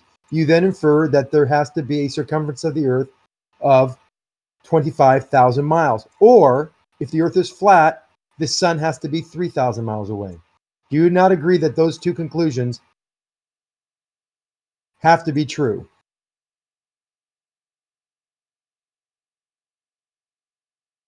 Have you done this, Zanuck? I've seen pictures of it. I mean, I have no reason to believe that those pictures are not true and actual. You haven't validated the pictures or the calculations that you were given. No, so let's just use. Then we can use someone that you actually can put trust in. How about Tolan? I'm not attacking you. I'm just asking you. You haven't validated the measurements. I validated the picture. I saw the picture. I saw the shadows. Unless they're faked, I validate them by looking at them and say yes, I've seen them. Now, are they faked? We don't know. They could be faked. Sure. This is why you're getting yourself into hot water. You're saying that you believe in something you haven't validated yourself. You just believe them. And you look at you, and how do you validate the Earth is flat? You look out at the horizon and say it looks flat, so it is flat. That's hold science. on, let's keep on track. Hold on. Sorry to interrupt, Spurs. Bear with me. So, right. In science, we make observations and then we validate that. Zanik. As evidence. Zanik. So, we've got a claim that you can either assume R or take it to be flat, and you've asked him if two things are acceptable as true. So at the moment we haven't got a positive assertion of Earth being a sphere. You've got a measurement that could go either ways with the measurement, and you've asked Spurs whether or not he accepts that both of those could be true, and he's asked you if you've actually done it, and the answer's no. So is there anything more to add to this conversation or not? Sure. There's another observation. So we have the mountain. No. One claim at a time. We've done the claim. It's based on the same thing. Zanik. It's based on the same Zanik, plane of if Earth you've got nothing else to add to this... So Zanik, I'm going to kick you out. If you've got nothing else to add to this claim, we're going to let Spurs give his final rebuttal. If he's got anything to add to his, do you just believe this? And that's it. No new claim. We might go on to a new... Zanik, I'm still talking. We might go on to a new claim, but this claim will get rounded out come hell or high water. Spurs, do you have anything else to add? Well, that's basically it. Yeah, a closed book, because I was looking for how we know the size of the board. Don't need a summary. We haven't given. Don't need a summary. Spurs. No, you've got nothing else to add. He just believes it, and he hasn't measured it. I got it. Is there anything else other than that to add to this specific argument? Negative. Fine. Thank the Lord. So, Zanik gave a false dichotomy. He didn't in any way affirm that he's on a sphere. He just asked Spurs to confirm that either his sticks and shadows could use a presupposition of R, or just take the measurements as they present themselves without inserting his fundy belief of R, i.e. it's flat, obviously, and observably flat. So the false dichotomy left on and unanswered by Spurs was, if you stick bloody sticks in the ground, you can either assume your outcome and beg the question of R, or just accept that it's bloody flat and you're measuring shadows from the thing in the sky that you don't know what it is. That's it. This proves absolutely nothing.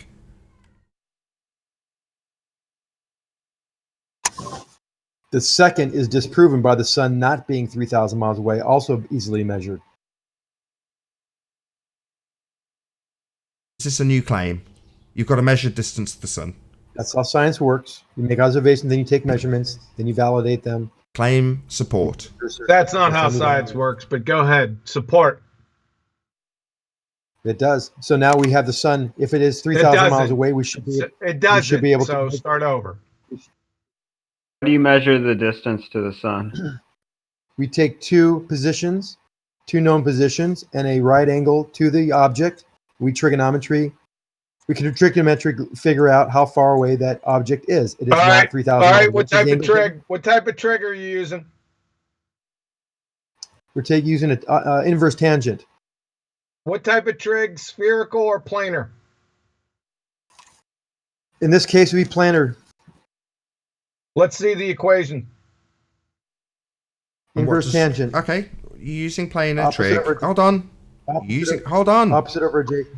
Hold on means don't carry on talking indefinitely over the top of me. I'm not going to stop saying hold on until I make the point I'm going to make. So, we've established that you're using planar trig to measure the distance to the sun. Now tell us how far it is based on planar trig.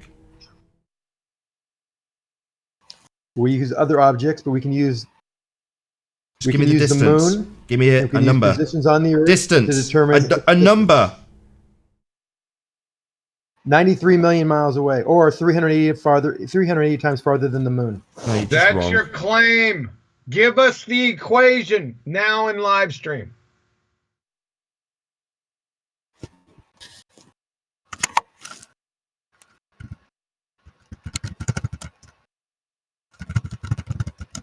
Quantum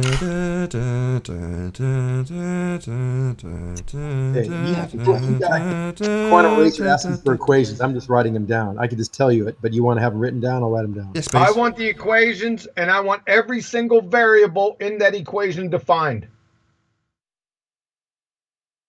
Oh, we can go through. I don't mind if you want to write it shorthand. I don't mind defining all the terms in the equation. This is not a joke. We want the distance to the sun. You're making an extremely Giving it wild us. claim. So just He's giving walk it us us. through where He's you were, giving it us. how you had the calculation. Spurs, he has given it us. 93 million miles. Now we're asking how he calculated it. It's just taking him a few seconds to give it us in the live stream chat. That's all that's happening. Excellent.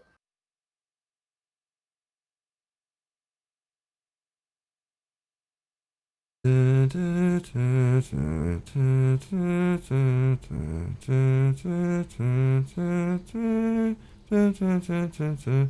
you getting on, Zanik? I'll take bullshit spinning ball Earth for a 500, Alex. 500.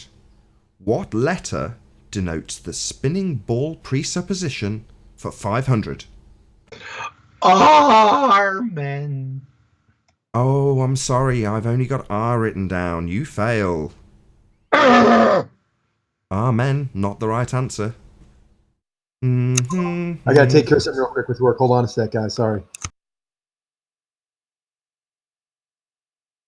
What are we holding for?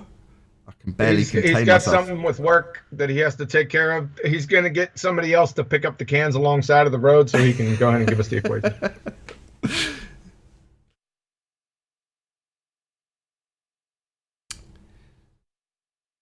I still haven't looked at my new car. I haven't even driven it. I test drove it, right? Like around the block. But very foolishly, the guy who sold it me wasn't there and had his aunt give me the keys, which gave me a solid 45 minutes to check every square inch of it and write down every single detail that was wrong with it. So when he arrived, man, did I have a long list for him. You got a picture of it? No, I haven't got anything for it. I'll take a picture and send it to you after this recording's over. Okay. It's not your Honda. It's far more special. Yeah, you bet your ass it's not my Honda. I think. So I'm gonna need to see a picture of this Honda, all right? So we're gonna need that poster. Thank you. Of the Honda? What you talking about? What he didn't? I want to put that see. on I want to live see stream? I Judge tricked shared out my Honda. screen. He's I shared my so screen. hype What's about his up, Honda. I Nathan? want to see it. I think he's Pull it up, chocolate. put it in Ballbusters or not Ballbusters. Put it in Master B. Yeah, what the heck? I shared my screen. Why didn't you show him? I didn't put it on screen. I didn't want to, I didn't want to trouble the audience with such mundane things. Oh, dude, I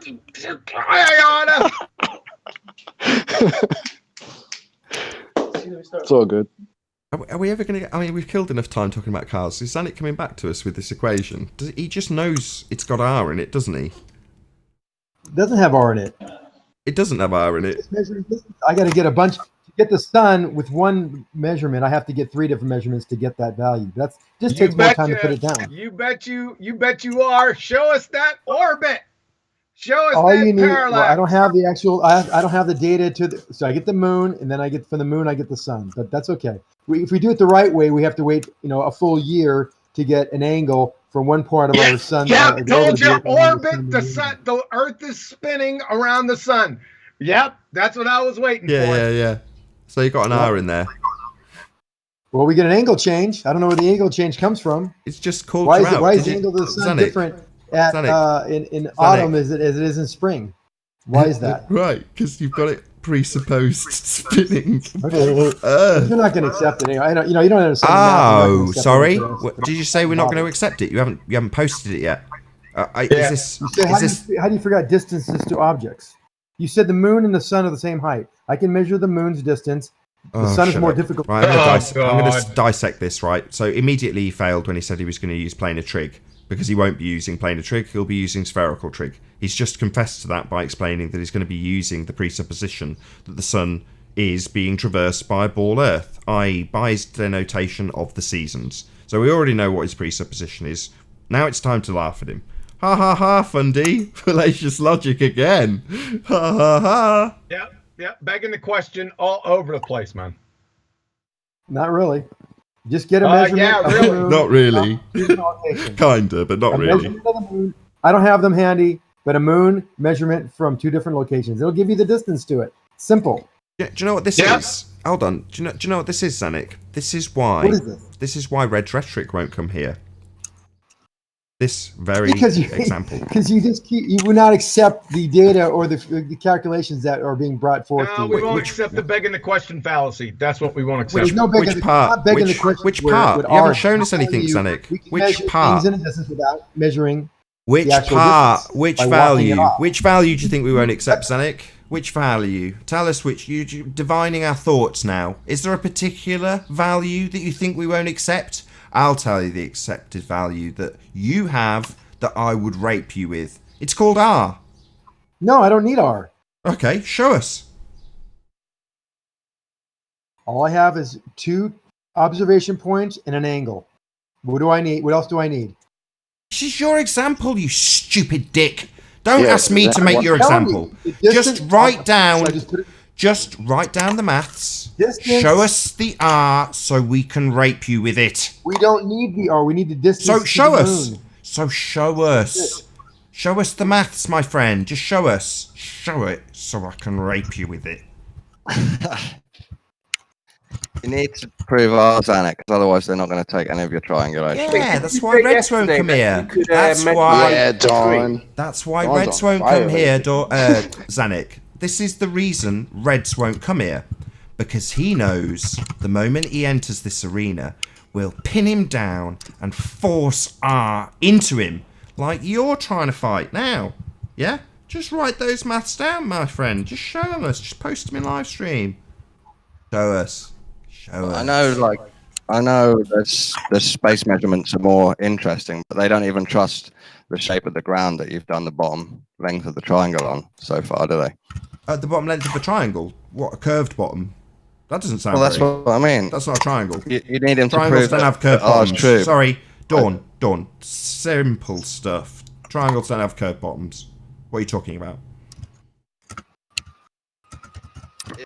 Well, you know what I mean. It affects the bottom side of the triangle depending on the shape of the Earth, doesn't it? Well, you can presuppose that the bottom edge of your triangle's curved. That's what you'll do. But we can't ever agree that on the triangulation if we don't agree on the radius or a shape of the Earth being proven. What you're saying is, you won't win unless you make us beg the question. Yeah, we know, Dawn. We know where we pummel you. We do it daily. No, Zanik's got to go out and prove the Earth measurement first. The radius. Oh, what? You mean rather than just assume the Earth's a sphere, he's got to go out and prove it? That's right, Dawn. Yeah, we don't let them just assume the Earth's a sphere.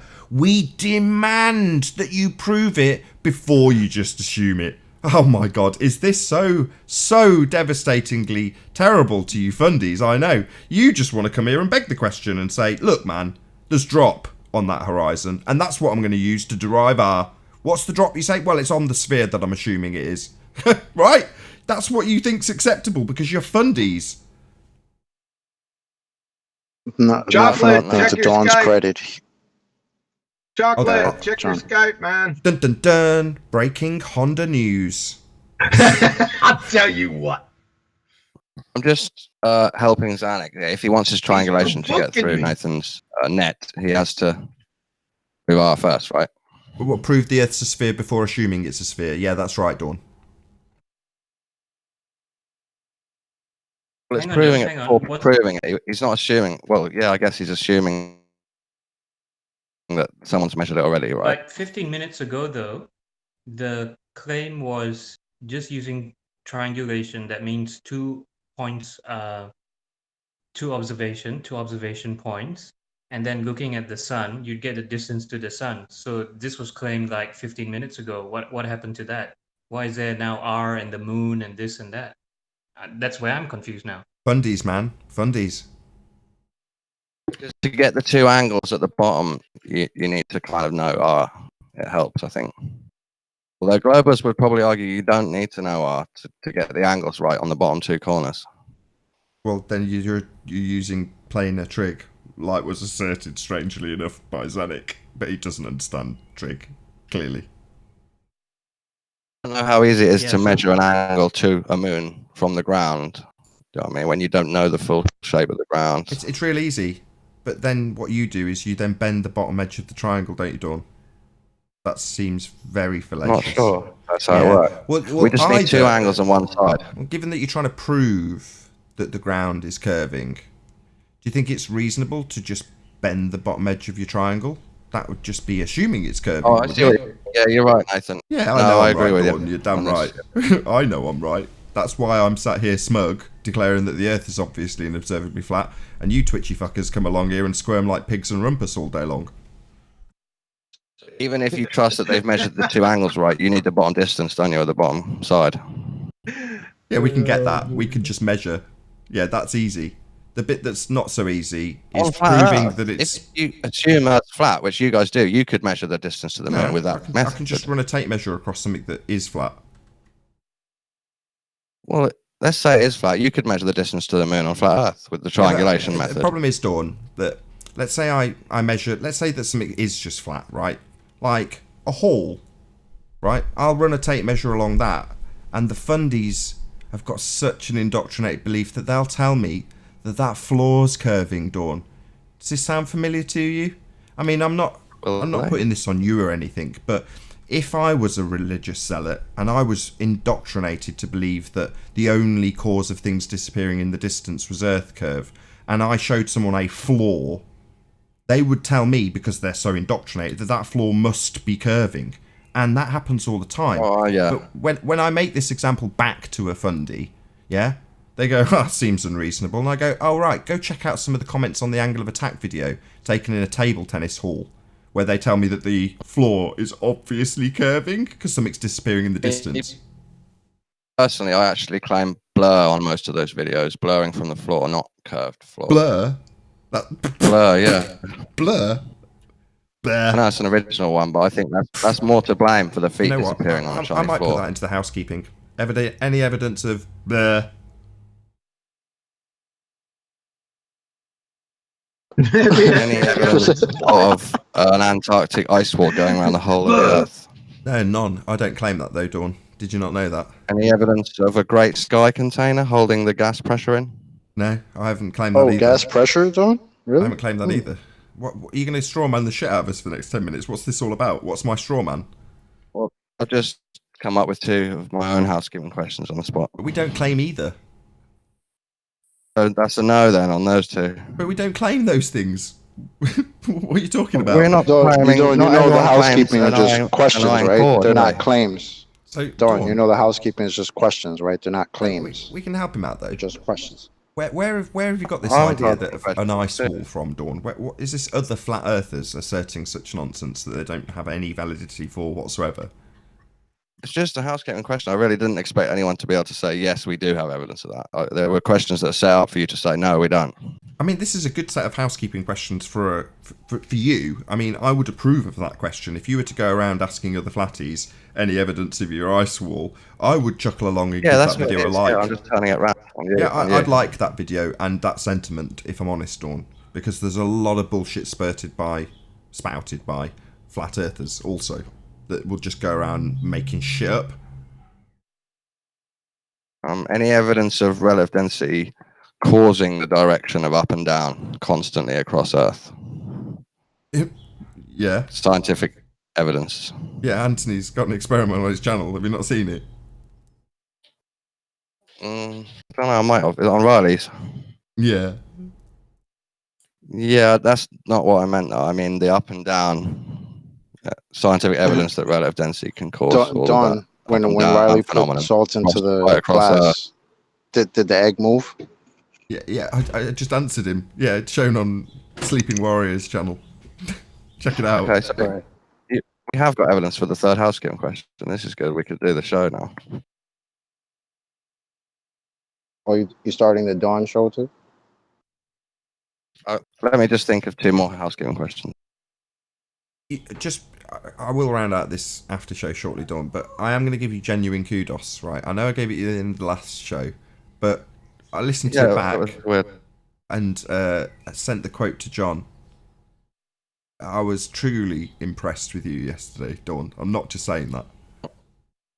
You made me and Lottie really laugh at the chat.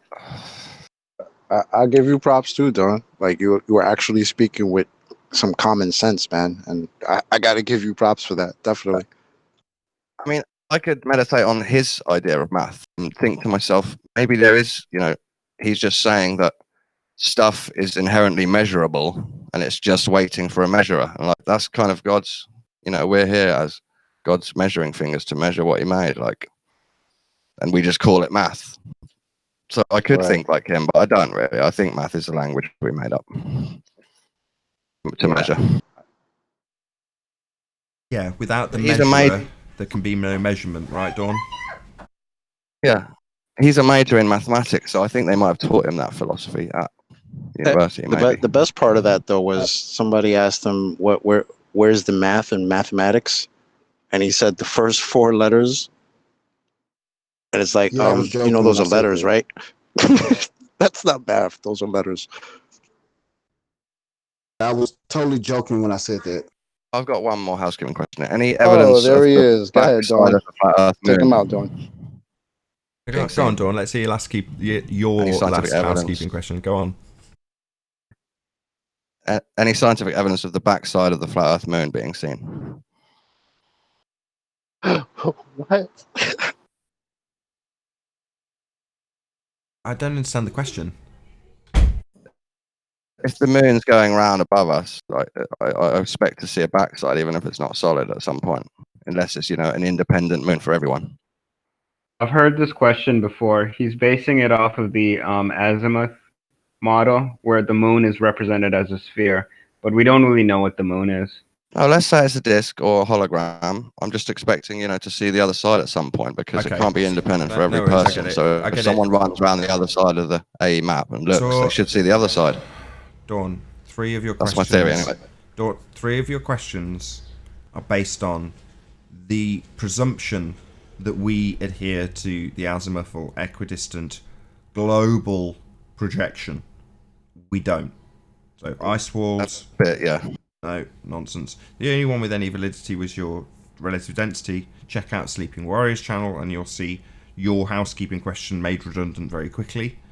What was the other one you had?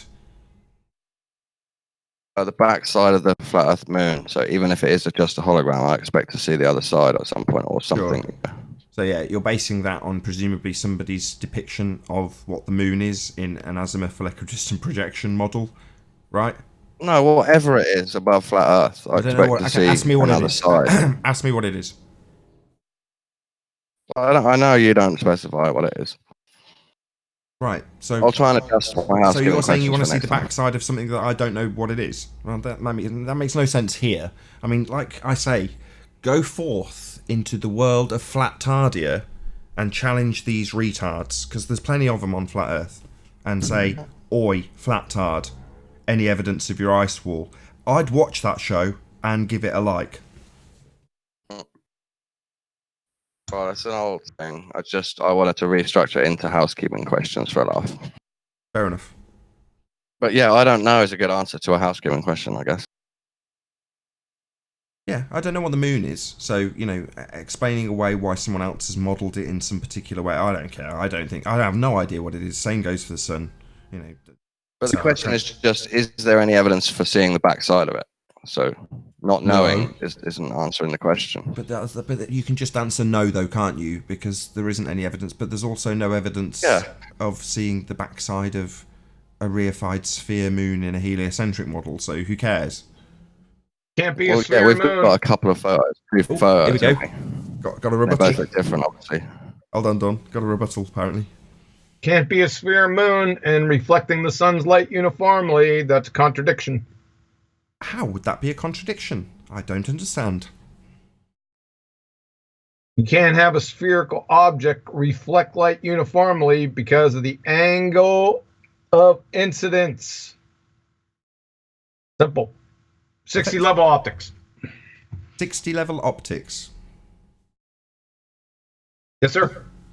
Cool. With that, I'm going to say a huge, massive, enormous thank you to all of you who've tuned in on the Nathan Oakley 1980 premiering stream for tuning in, hopefully smashing the super chat, liking, commenting, sharing, subscribing, and all that good stuff. Be sure to check out nathanoakley.com and the Flat Earth Debate Forum, which you should definitely join. A massive thank you to all of today's debating panel for making this after show possible. I've been Nathan Oakley, and I'll see you all in the next video. Oh, what a day! What a lovely day!